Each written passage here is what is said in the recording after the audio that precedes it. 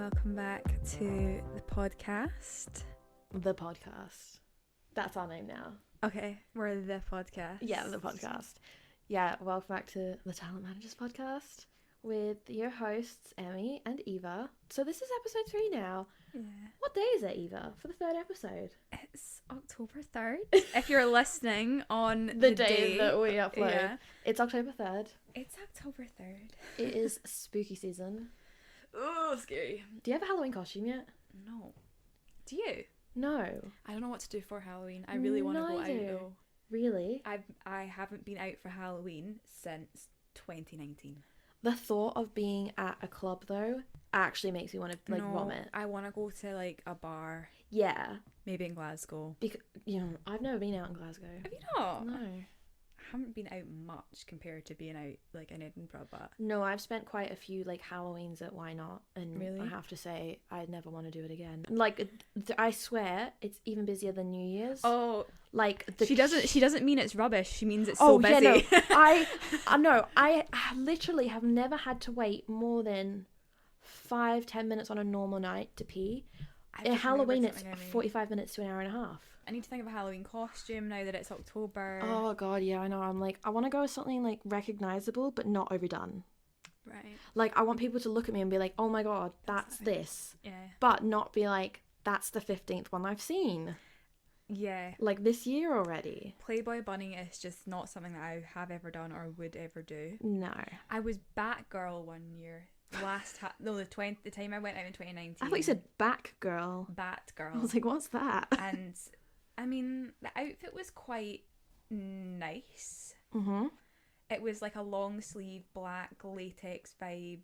Yep. Like fake leather kind of top bodysuit, and I had black like fake leather shorts because I was not about to wear it just as a bodysuit. And then it had like a bat hat, not a hat, like a mask type thing. Yeah, like a mask. But I mean, I didn't end up staying out for that long. I went to Terminal V that year. I think I've been Sleeping Beauty.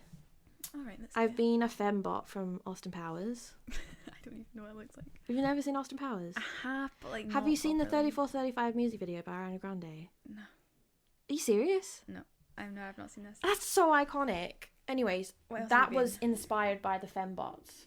I kind of might know. They're robots that have rockets that come out of their tits. I get the vibe. So it's like, I'm showing Eva a picture here for context. Oh, I know what you're talking about. I do know what you're talking about. Yeah. What else have I been? I've been a vampire a few times. I love on last minute night outs where all I have is like red lipstick and liquid lipstick. I just drip it down my face. What else have I gone at? I'm trying to think. I've been a vampire, and then I went as an army girl. Okay, yep. During lockdown, I didn't dress up as anything. Oh, I had an outfit for last year, and it was, oh my god, what's the Christina Aguilera? The Dirty music video. Yep.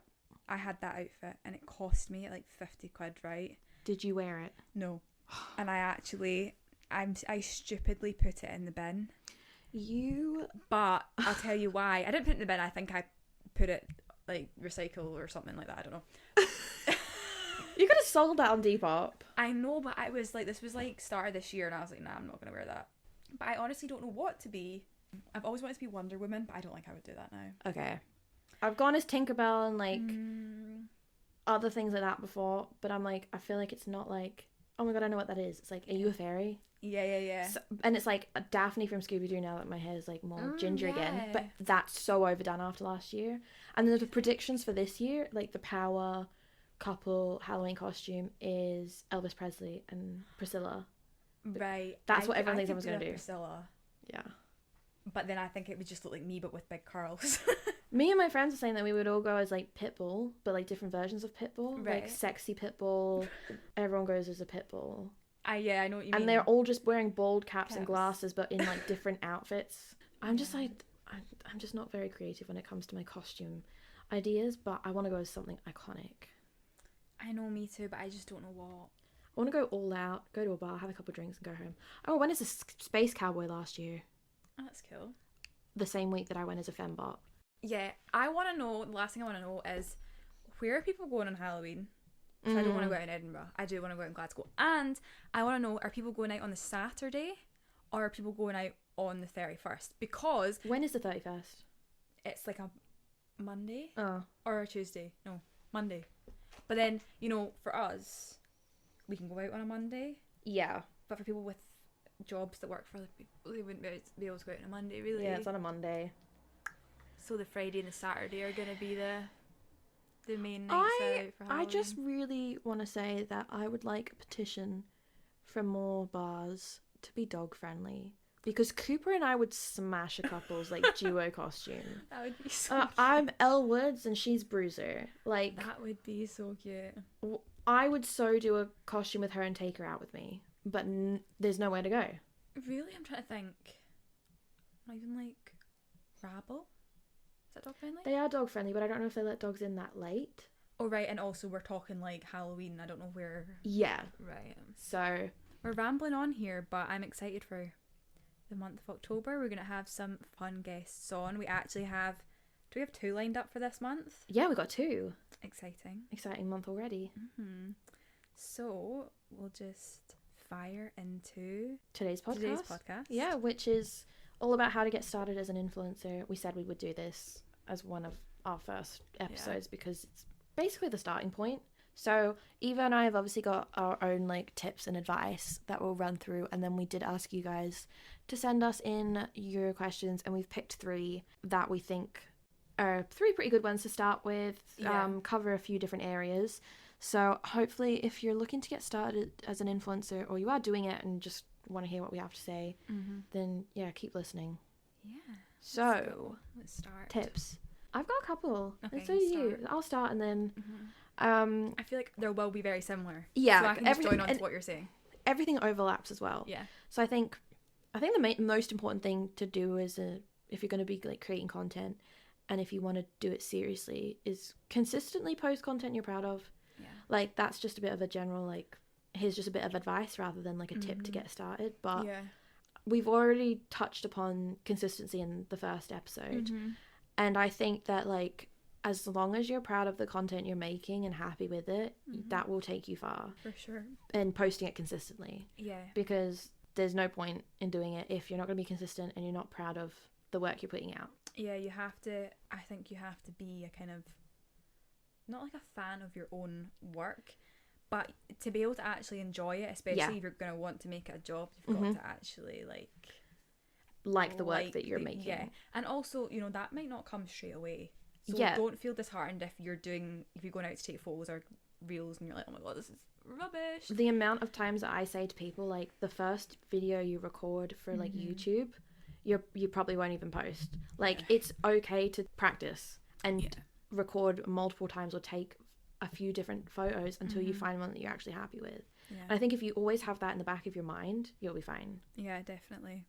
So number 1 actual tip I have, if you want to, like, I'm talking about if you want to actually make money, if you want to make this a job, if you want to like in a professional setting be a content creator, I think the most important thing you need to have is like your account as business accounts or like creator accounts, and have your business email in your bio. You don't have to like pay for an email. You can set up a Gmail and it can just be like your Instagram name or your name business, just something that's not your personal email, that is just for sorting out work, because brands will email you, but you can also use that to reach out to brands, which we spoke about in the last episode about brands and reaching out, payments, etc.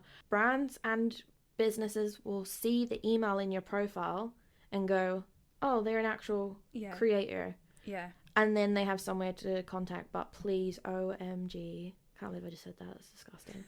I cannot say this so many times. Put your business email in your bio, not just in your email button, in your bio, because you are missing out on so many potential work and opportunities if it's not in your bio. Because if you go onto Instagram on a desktop computer, the email button doesn't come up, does it? No, it doesn't. When I was doing brand work and campaigns for brands, reaching out to influencers, if their email was too difficult to find, I just wouldn't email them. You'd just find because you don't have enough time. So I'm like, they're making it so difficult, so make it as easy as possible. have it in the first couple lines of your bio. Just make potential brands, paid brand work easier to reach you. Yeah, for sure. I think in terms of like the email as well, like Emmy said, you know, it doesn't have to be like contact@evalouise.co.uk. Yeah. However, if you're wondering how to do that, we find the best platform to use is Google Workspace. I love Google Workspace. Yeah. You have to pay for it. How much is it? I feel like it gets lost in my... It depends on how many email accounts you have. So obviously because I run a business and I have like 12 different girls that I manage, we have 12 different emails. Yeah. Plus like the contact, the careers, influence. Yeah. So if per email, it's usually like $4.99 a month or around that. Yeah, it's a lot. Fuck. Yeah. So please do not do that unless you're actually making some money already to cover that. For the first 5 years, I just had emmyrosenbusiness@gmail.com. And now that email automatically redirects to my Emmy at SD email. See, I used to have an Outlook email. Yeah? Yeah, and I used that from like, I want to say 2018 to like 2021. Yeah, like... It doesn't matter what the email is. I would just recommend not having your personal email or like the email that your Instagram is linked to for like you don't want to get hacked. Exactly. You get a lot of spam and scammy emails. And then like B, to keep it separate so you don't lose track of emails, especially if you get a lot of spam or just like sales emails from the places that you shop and all that. You can just keep it separate. You know, the other thing I would say is something to actually be mindful and careful of. If you are using like a Gmail account or like a Hotmail, is that even still a thing? Make sure your profile picture isn't like an old picture of you, for example. Because how funny is that? Sometimes, like, see if you're speaking to a person over email. Yeah. They sometimes have like an old picture of themselves as their Gmail or like Google account. And they don't realise. Yeah. And it's not a bad thing, but it's just quite funny. Yeah. That's just something that I just thought of there. It wasn't until I started using like Google Workspace for business that I realised that people can see your profile picture if you have one on your email. Yeah. So, yeah. I think as well, it's good to make it like recognisable, to have it as a current picture of you, even the same picture as your Instagram profile picture. Yeah. And also your like signature. Yeah. That can also be quite cool to put all your info in there. Yeah. That's like, they're like little bits to help you look more professional. Yeah. Another thing, sorry, I feel like this is completely off the kind of thing, but something I've noticed a lot whilst asking like influencers to get in touch for management, make sure that when you're doing any outreach that you actually link your socials. Yes. Rather than just saying my Instagram is at... Yeah, please send links, especially if you're like pitching to brands and stuff. Basically want to make it as easy as possible for them to be able to like connect with you. Yeah. So if you're not sending them links, they might just close out the window because it's too much effort and they have 101 things to do already. Yeah, for sure. Yeah. So yeah, that literally ties onto the next one, is making sure all your socials are linked, which you were talking about, having your TikTok connected to your Instagram and everything. Yeah, so a lot of the time people with their TikTok, they'll just put at Eva Louise at Emmy in their bio, but you can link your TikTok with your Instagram so that people can actually just click your Instagram. Yeah, I think if you can do, I think everyone can do that now if you've got a creator account. Yeah. I actually come across so many people that have like a lot of TikTok followers, but because they haven't linked their Instagram, they don't have any Instagram. They don't have many Instagram followers, and I'm like, you're missing out on a whole kind of array of followers that you could be getting. Also, like on YouTube, I always talk about YouTube, but that's good because that's your niche. Like on people's channels, you can link your socials. Yeah. But a lot of people don't update them. So you'll go to click their Instagram and it'll be like, this user doesn't exist because they changed their Instagram name like 2 years ago. Yeah, I've noticed that. So like what I love is just like constantly you can have upload defaults. So you can put your links there, and then every video you upload, it will automatically add that to the description. So you can have your social media links and stuff there. But like anywhere and everywhere that you can link them, do it, because like if one link doesn't work, you've got backups. Yeah. And then that way I'm not having to like Google your name. Or if a brand, see for example, like use Linktree Oh yeah. Your Instagram or even your TikTok bio as well, because then, for example, if a brand comes across your Instagram and they're like, oh, do they have a TikTok or a YouTube channel? It's all there. It's all there. I don't even have that on mine. I've got it on mine. You've got it. I've got the podcast on my Linktree. Oh, do you? Yeah. I need to do this. I need to update mine. It's great. It also shows you how many people click on it. On your link. And shows you like the insights and stuff for it. But like you can put your email and everything on there. So right.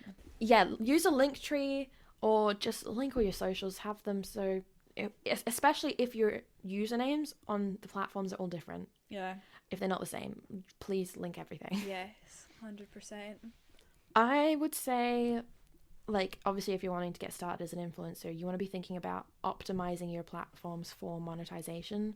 If you meet the minimum requirements for TikTok to join their creator program, or can have reached 1,000 YouTube subscribers and the watch hours, you can sign up for AdSense. Make sure that like you're keeping an eye on those and turning them on as soon as you can to making the most amount of money. But also, I think being smart about the different ways that you can make money as a creator, for example, affiliate links. If people are going to be asking you for links for clothes anyways, make them affiliate links. And the other thing is as well, don't necessarily wait for people to ask you. Oh yeah, just post. Just post it. For example, I'll give you an example. I bought a shoe rack for my shoes on Amazon, right? And I was like, oh, I'm just going to put the shoe rack up in my story.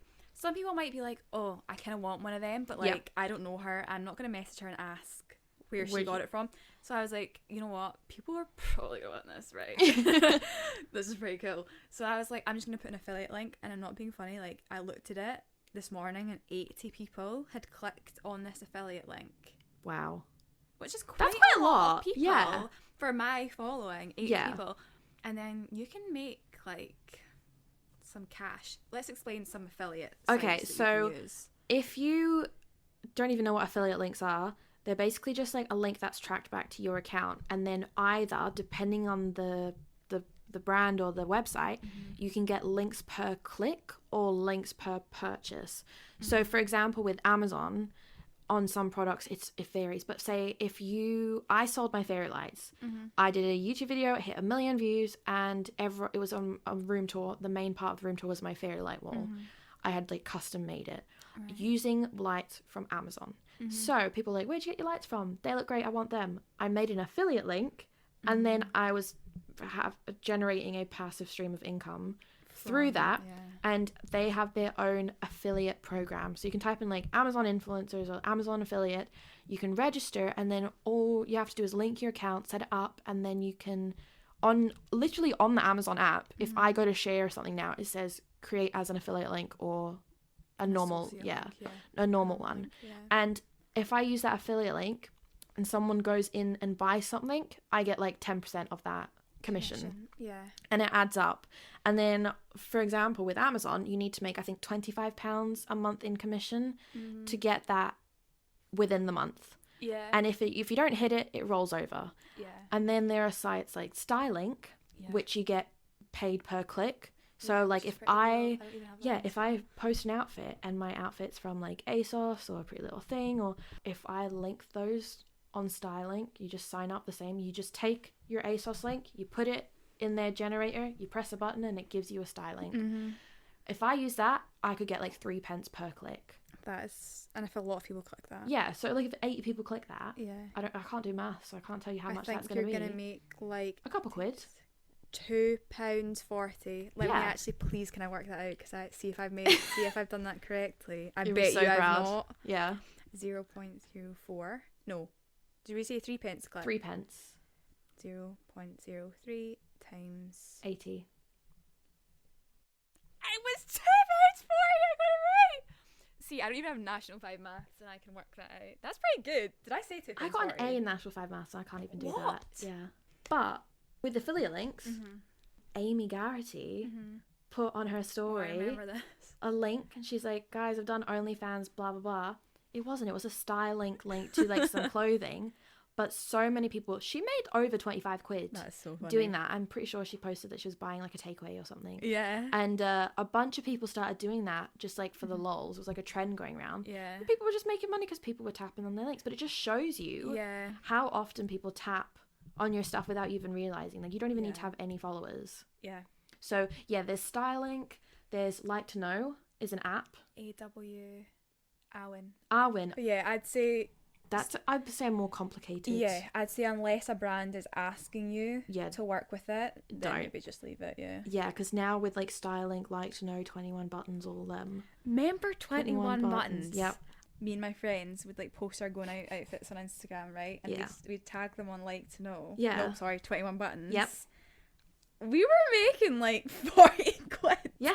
Off of this, like off us going out on a night out. It's so funny.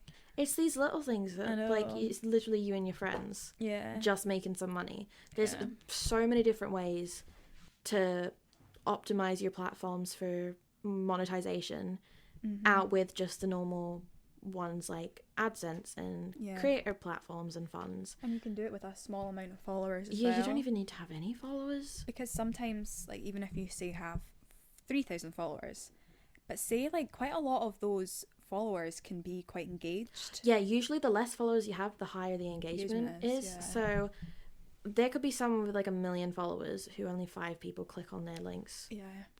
I remember speaking to, can't name the people involved in this. I remember speaking to someone last summer that worked. You need to tell me who. I will. Someone that was working at a company last summer, that they were like the influencer executive or the influencer person that was in charge of the campaigns, right? And they were working with a really well-known Instagram, YouTube, TikTok pair, is all I'm going to say. So, I've just informed Emmy off video. Oh my god! Microphone. I've just informed Emmy off microphone who I am discussing here. But basically, to give you an example, I was speaking to someone who worked at a brand that did all their influencer campaigns, and they were basically telling me that a really well-known YouTuber basically had got less link clicks than like someone else that had like 100k. So is this someone like with millions? No, like they have like 500,000 followers on so Instagram. Upwards of 500,000. Yes. And someone with less than 100k was getting better results and engagement. Yeah. And they were obviously paying the bigger influencers like 4 times as much. Yeah. But yeah, I think if you want to be an influencer, there's no point in being an influencer if you can't actually influence anyone. Like it's in the name. You need to have and build a relationship with people. You can't just post and do nothing else and expect everyone to engage with that if you're not also engaging with other creators, with your own followers, replying to comments. Yeah. I think as well, we kind of spoke about this in the last episode in terms of like sharing a lot of your life can often really help to create that community. What I always tell my talent is that you don't have to be sharing every little piece of your life. You can keep your life private but not secret. So if you're like, people will think that stories are stupid, like I'm not going to share what I have for breakfast or what I have this.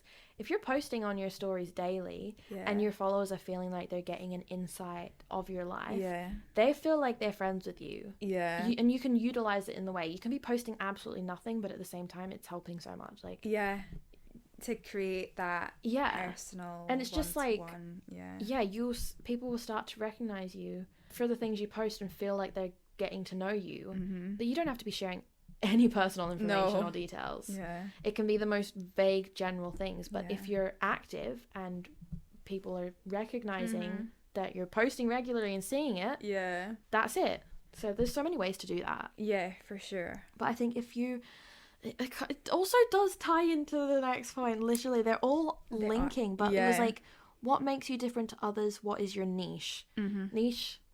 We have the CEO of Niche Commercial right here who could talk about that. But you don't need to have a specific niche, but like, what is your thing and what makes you different to others? Because that's how you would market and brand yourself, but also how to find your followers. What, like, are you mid-sized fashion body positivity? Are you a vegan mummy blogger? Like, what is your thing? What does your content mainly revolve around? And if it's just you as a person, then you're probably gonna have to share your life online. But if it's like fashion, outfit of the days, and styling, your posts, you could post like 15 stories a day and it could all just be about fashion. That would also help you to figure out how to build a relationship with your followers, but also find others, because you want to follow similar accounts and support others who are creating similar content, because that is your interest. Do you think, Emmy, like, if you think about the people that you follow, your favourite influencers, are they people that you aspire to be like as such? Or do you just think they're... Because I personally feel like my favourite influencers and people that I spend a lot of time, like, watching their YouTube videos, watching their Instagram stories, and actually, like, watching them. For me, they're people that, like, I kind of want to be like you. I kind of want your life. And I don't mean, like, I want to copy everything they do. I just mean, for example, I love to, like, follow people that have their own business, or people that live in the West End of Glasgow. Like, I want to live there. Do you know what I mean, though? Like, it's like people that you're like, I love what you're doing. My favourite creators are usually YouTubers, because that's where I spend the most amount of time. But it's like Sophie Jane. This is an Australian YouTuber, Sophie Jane. She creates What I Eat in a Day is Days of My Life, fitness vlogs, all that. She gets up early, she goes to the gym, she makes like spring rolls with like that rice paper stuff. She does like all of that. She's making acai bowls and smoothies, and I'm like, I want to be like her. Like, she's productivity and motivating, really similar to like Becca vibes. That's what I was gonna say. But like, I watch that and I go, that makes me want to be a better version of myself. And I like do those things. That's what I will end up watching the most. Like, I'll watch the other videos going, this is motivating me to do that myself. But then the actual weekly vlogs and that, you get to know her and her personality, and that's what I love. That's another good thing, actually, that we should mention, talking about these kind of series that people do. Lily Grace does these videos every single week where she does like what she's done in the week. So it would be like brunch, and then like her outfit, and then coffee, like outfit ideas. So it's like an outfits of the week thing that used to be a thing on YouTube sort of type. And doing that like every week, or just doing like series kind of things, it kind of becomes their thing. Or sometimes people are kind of like associated with the business they run is another thing. Like, if that's a big part of their life, personality, like Grace Beverly with Tala, and then now all her other little side things she does. Like, I associated originally with fitness vlogs. Now I associate her with her businesses. Same with Megan Grubb. I'm sure she has like an app. Like, do you know what I mean? Molly May with Filter. Exactly. And Beauty Works, her affiliation with Beauty Works. She's like, if she went to another hair brand, it would be like, oh my god, because she's literally the face of Beauty Works. You know, have you seen Ekin is working with them? Is she? Yeah, I was kind of like, wow, they really know the Love Island It girls. But anyway, I mean, I think Molly May is another example of people watch her because they aspire to her looks. So I think it's like a good mix of like, you obviously, we're not saying you need to have like a multi-million-dollar lifestyle, but like it can literally be from the way you style clothes is a bit different to just like motivating. If you wake up earlier than others and you post about it, people are going to be like, wow, I wish I was a morning person like you. The other thing is just talking on that, like the whole aspiring to have people's life like that person. Also, being relatable is sometimes more beneficial than trying to make out as if your life is like perfect, if that makes sense. Like sharing the fact that your life isn't perfect will probably get you more engagement and better feedback than presenting a perfect life. The idea behind content marketing, it should be one of these 4 things. So to either entertain, persuade, inspire, or educate.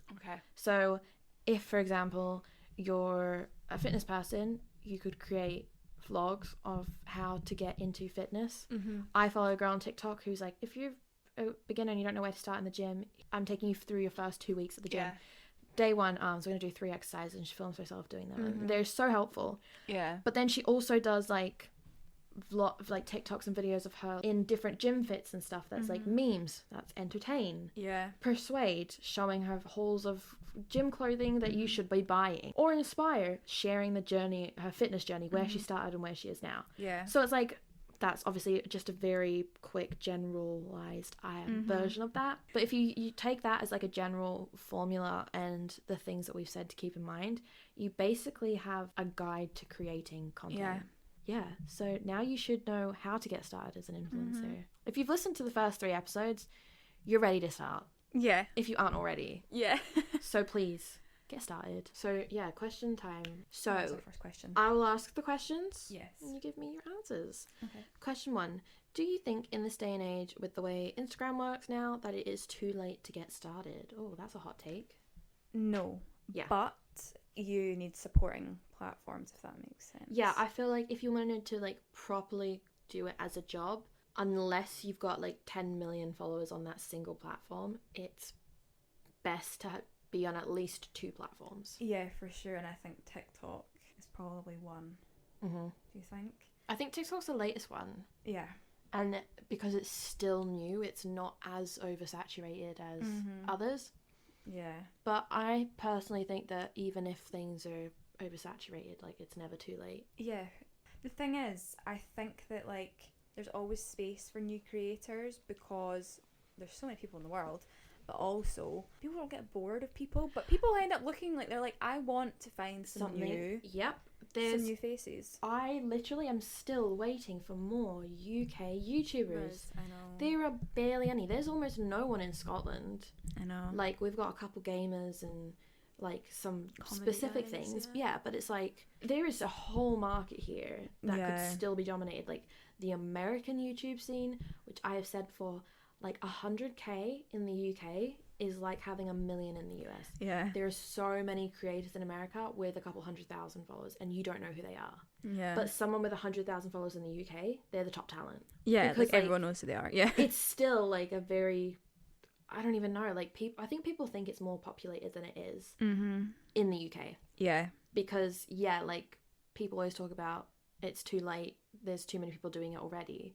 Maybe in the entire world, in that fashion category or something very generic, yeah, it's going to be difficult. But if you think about your location and what makes you different from others, yeah, you could be the only one.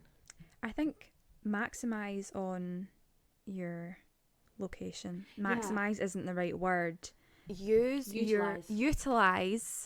That's the word. Utilize your surroundings and utilize your location. Yeah, I mean there's some may say there's a lot of influencers in Scotland in terms of like girls, a lot of women influencers. There are so many fast fashion girlies in Scotland. But you know what I think Scotland is missing a bit of is the more like upmarket. I don't think that necessarily means that you have to have money. I think it's more like maybe to do more with like your styling. Yeah, and I think like it's all about a capsule wardrobe. Yeah, so I think it's just about trying to find where there's gaps, and I personally think there's a gap. I always like to think about like what are you looking for or searching for that you can't find, and that's a really good way to, because obviously like I've said previously, like you could be like a vegan mummy vlogger, and if that's your interest and you're always looking for a new mummy vlogger who specifically shares vegan at home food rather than vegan eating out food, then why not just start doing that yourself? Because if you're looking for that, you're not going to be the only one. Yeah. If you're on YouTube searching for something in particular, or you found one creator's type of content you like and you want to find more like it and there's nothing like it, do it yourself. Yeah, be that person. Yeah, because that's the easiest way to find a gap in the market. Yeah. Find a niche. The second question is, how do you build your following? I think a lot of people expect it to happen faster than it does. Yeah. It does take time. It could take you years. It could take you weeks. Yeah. It depends on you, how often you're posting, what platform you're using. But like I said earlier, building relationships in a community is a good way tagging things. I know there's strategies and algorithms and hashtags are their own thing, but like tagging your clothes in an outfit, the brand, putting your location, add that into it, because people do look through those to find things.